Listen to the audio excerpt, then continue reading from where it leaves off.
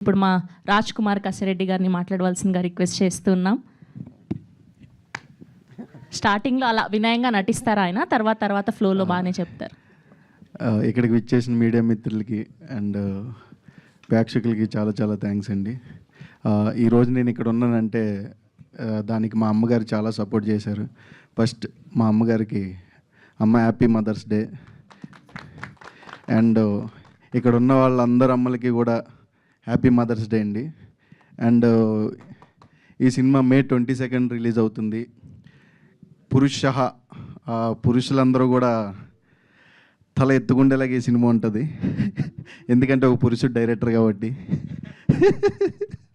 And ఇందులో wife క్యారెక్టర్లు చూసుకుంటే ముగ్గురు కూడా ఆయన లైఫ్లో నాకు చెప్పారు పర్సనల్గా, ముగ్గురు లవర్స్ ఉన్నారంట.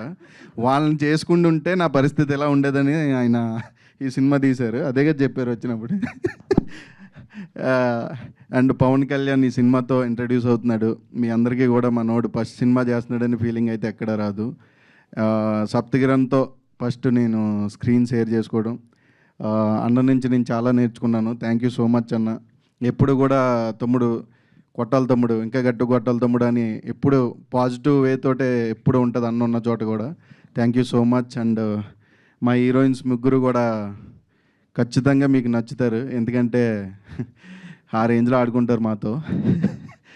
అండ్ మా ఆర్ట్ డైరెక్టర్ రవి గారు కూడా ఈ సినిమాని రియల్ లొకేషన్లో మీరు ఓకే ఈ రియల్ లొకేషన్లోనే చేశారని అంత ఫీల్ తీసుకొచ్చి ఆయన చాలా బాగా చేశారు.